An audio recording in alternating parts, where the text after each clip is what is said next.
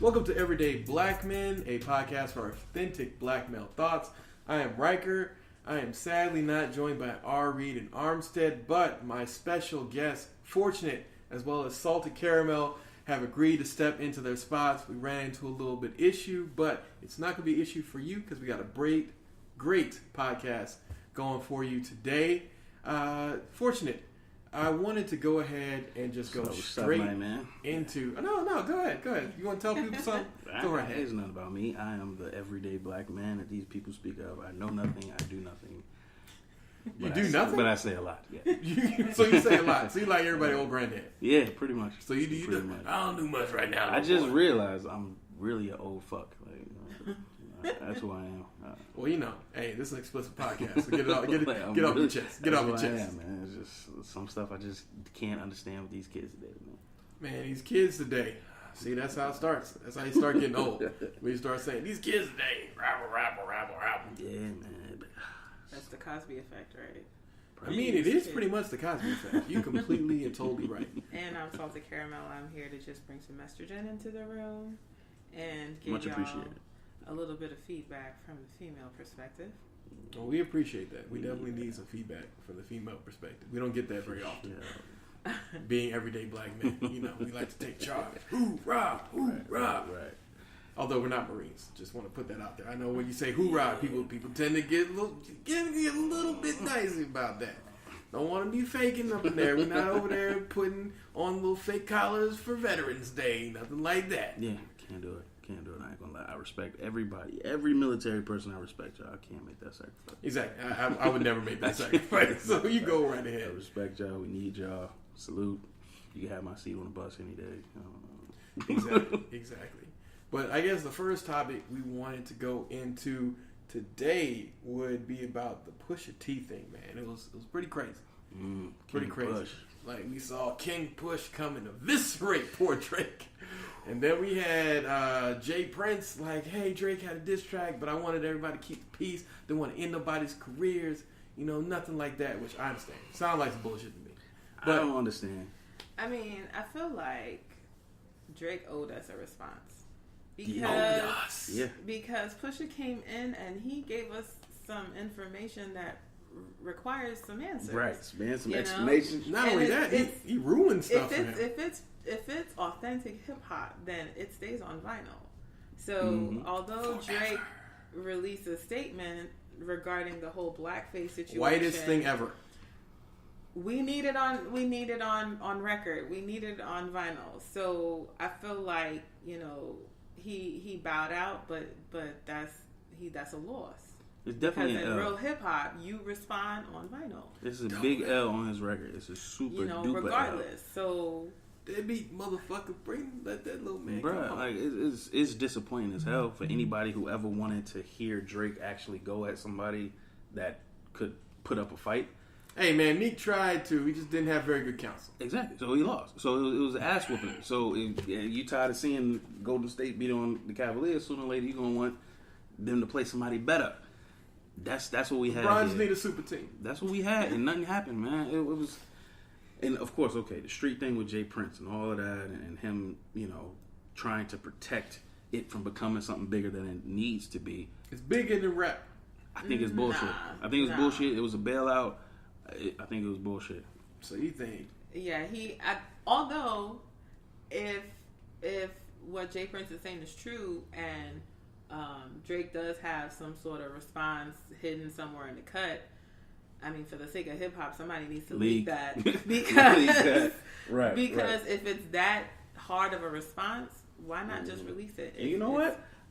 I say, fuck that shit. Fuck all of it. At the end of the day, you respond. You respond on wax because you're a rapper. Don't get no excuses. All this rap beef. I mean, the street shit.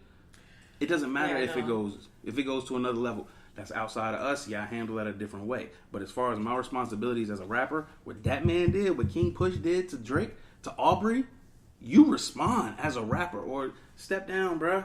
Step down. Because it makes all of his allegations seem valid. Yeah, why can't you respond? Why can't you? You can't be heralded as the best rapper and keep saying Nobody. you're the best rapper. No, pause. Nobody said Drake was the best rapper. No, but he's collectively thought as the most successful, top of the game person right now, right? No, Jay-Z is still towering over that man.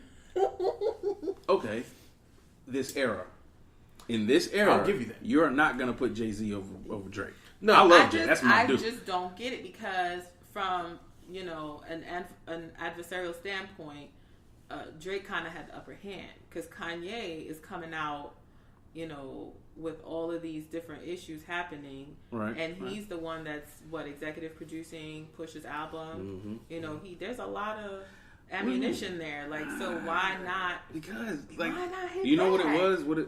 Nobody knows enough about the person in question, which is Pusha T. Like, you bringing up this stuff about Kanye. He's not battling Kanye. He's battling Push. He don't got nothing to say about Push. You know why? Push did his drug thing, stayed quiet, did underground rap, and now I'm talking shit to you. You have nothing to say about me. So Drake really had no responses for him. He can still defend himself. So he should still defend He himself. should. It's up to him to figure out how to do it. Do Drake you have a forgot son with the a basic porn battles. star Right. or not? Like, Yeah. He forgot the basic rule. Like, Eminem 8 Mile made it to where you always, if you want to be successful in this game, you got some dirt, own your shit. Right. Own it up. So that they can't use it against you. You can't say shit about me having a whore for a girlfriend and all this other stuff. I say that shit first. Right.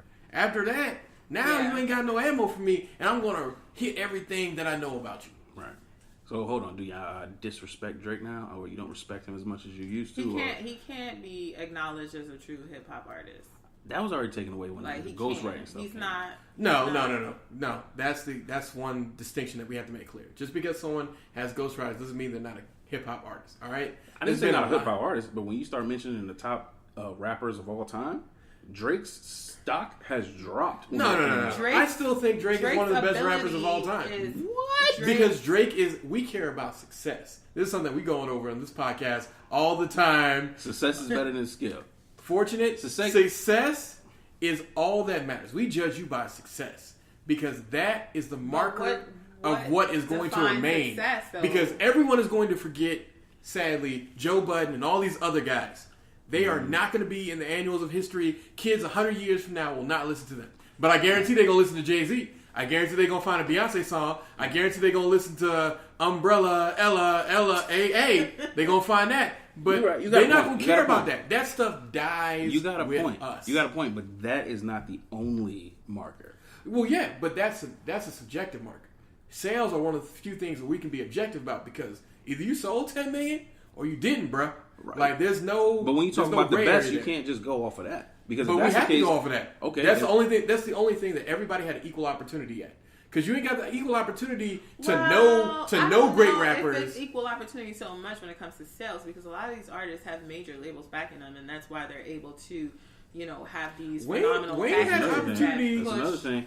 To be great, their record. Yeah. If you are coming from Atlantic and you have their backing, you're going to have your music playing on iHeartRadio around the clock.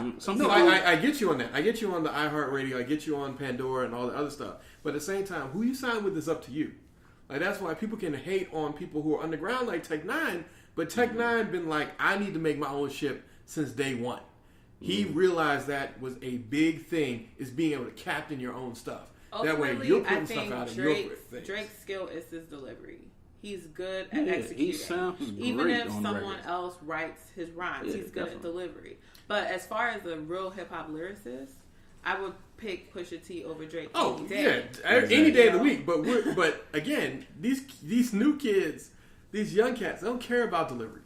They don't care about skill. No, because skill isn't what gets you in the game now. We know 1,000 SoundCloud rappers who could probably eat Lil Uzi Vert's lunch 100 times out of 100 times. Have you seen that little girl? What's her name? Lele or something like that. And she just like 7 or 8. And she's like Lil Tay or somebody? She's no. Unlike Lil Tay, she's actually good. Oh, okay. But Lele, you can look her up. That girl Lele 44 or something like that. She has like T.I. and all these producers. Like, that girl is talented, and it's about her delivery. about her delivery. Yeah. So hold on. If we're talking about record sales is what pushed you to be the best rapper ever, right? Mm-hmm. You telling me Soulja Boy, Bow Wow, they in the top 20? They in the top Based 20 on of best sale- rappers of all time? Based on sales, yeah. Bow Wow and Soulja Boy, who has, based on sales, probably outsold a lot of people. Yeah, based on that. We going by something that's objective. I understand that it's not going to necessarily make you great, but that also means that a lot of your big favorites, Biggie, Tupac, Big Pun, all these other guys, they're going to be in there because they sold a lot way before then. And they get the advantage of being older, so we always calculate what they did back then in today's dollars would be X. Would be this many streams, would be this little whatever. Like, we can always give credence to the people beforehand, but that's the only way that we're able to have an objective measure. Because if anything else we do, whether it's ability, whether it's delivery, whether it's presence, whether it is going to be subjective, and it's going to be music in general is subjective. I understand, but that's why we have to use an objective format. I feel like the bottom line is Drake should have responded.